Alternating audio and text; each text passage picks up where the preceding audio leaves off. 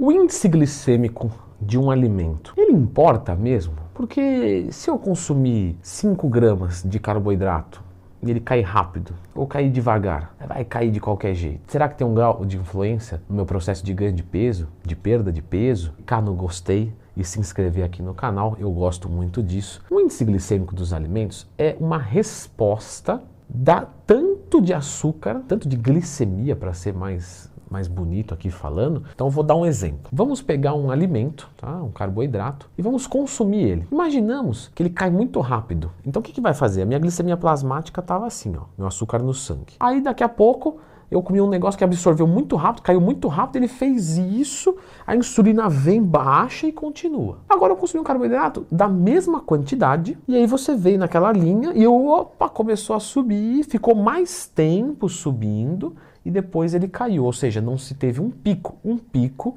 glicêmico, um pico de insulina. Aí você vai dizer, tudo bem, meu corpo produz insulina, produz para absorver os carboidratos, por exemplo, frutose. E aí, o meu corpo produz insulina, vai absorver o carboidrato, e aí? Não entendi. Porque eu vou ter que liberar a mesma quantidade de insulina, não é mesmo? A diferença é que um eu vou liberar mais tranquilo e o outro eu vou liberar mais rápido, mas vai absorver de qualquer maneira, e aí eu não estou com problema nenhum.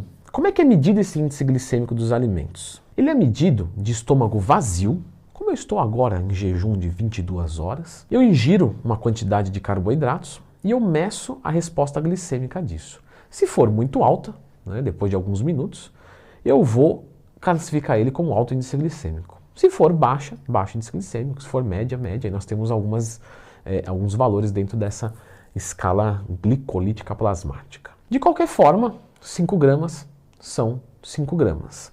O que muda é essa resposta. Quando você fala de colocar um carboidrato de alto índice glicêmico, você está falando de fazer o seu pâncreas produzir insulina em grande quantidade para que se absorva. Se você joga de baixo índice glicêmico, ele vai produzir, basicamente falando, a mesma quantidade, basicamente falando, só que em mais tempo.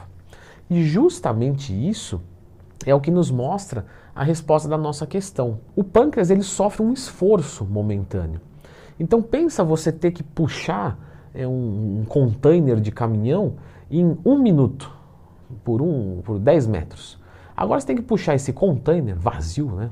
Enfim, para corrigir o exemplo no meio do caminho mesmo. Eu vou puxar ele os 10 metros, mas eu vou poder ter 2 dias. Não é muito mais tranquilo? Claro, vou ficar muito melhor. Porque o primeiro eu vou me matar. O segundo, tranquilo, dou uma puxadinha aqui, bato uma caipirinha, mando, dou outra puxadinha, e assim vai indo, e é muito mais tranquilo. Então, para o pâncreas é a mesma coisa. Se ele tem que produzir muito de uma vez, ele trabalha sob pressão. E isso diminui a vida útil dele. Como se fosse uma máquina, né, que esquenta. Você começa a entender que em longo prazo, isso não é legal. Agora, nós estamos falando de saúde. Mas vamos ao que interessa, que é shape, né? que eu sei. Shape interessa mais do que saúde, claro. Então, para o shape, o que muda? Quando você fala de um curto prazo, você percebe que não tem muito problema. Porque eu ingeri ali 30 gramas de índice glicêmico alto, 30 gramas de índice glicêmico baixo. Aqui o meu pâncreas forçou mais, aqui menos, mas de qualquer jeito absorveu, beleza. Em curto prazo, para quem está bem de saúde, quando eu digo curto prazo, 1, 2, 3 refeições, uma semana que seja, para alguém muito condicionado, uma semana que seja comendo carboidratos de alto índice glicêmico, não vai fazer muita diferença, nem para a tua vida e nem para o seu shape. Lógico que é melhor que você consuma de baixo, mas eu estou dizendo aqui, se você consumir de alto, não é isso que vai ferrar o seu shape se você controlar a quantidade de carboidrato. Então eu não vou estourar minha cota de carbo, mas eu vou comer tudo de açúcar. Então meu pâncreas vai trabalhar e tal. Só que, para que eu desenvolva uma resistência à insulina, precisaria ser de mais tempo. Ou seja, nós estamos falando aí de um médio prazo. Então vamos dizer, eu vou ficar 3 meses fazendo isso. Poxa, aí já não é legal. Por quê? Porque o seu corpo vai perdendo a sensibilidade à insulina. Porque fica com tanta insulina de uma vez na corrente sanguínea que ele começa a perder a sensibilidade. E aí você precisa de mais insulina para conseguir absorver a mesma quantidade de carboidrato. Logo, você consumir carboidratos de baixo índice glicêmico sempre é a melhor opção. Se você for consumir alto e for um uso muito esporádico e você estiver bem condicionado, Fica sossegado. Isso não vai ferrar com a tua saúde nem com o seu shape. Se eu pegar a batata inglesa, consumi-la, eu vou ter uma resposta glicêmica alta. Só que se eu misturar isso com proteína, eu baixo. Porque quando você come só batata, rapidamente ela sai do estômago, vai para o intestino, é digerida, né, terminada a sua digestão, melhor colocando, e é absorvida as cadeias de glicose. Quando eu tenho um franguinho junto, você reduz essa velocidade. Por quê? Porque a digestão do frango ela é mais lenta, ela é mais complicada. Então a sua resposta glicêmica cai. Por isso que misturar carboidrato e proteína torna a dieta mais limpa e mais interessante. Então você misturar carboidrato, proteína, gordura e fibra é bom.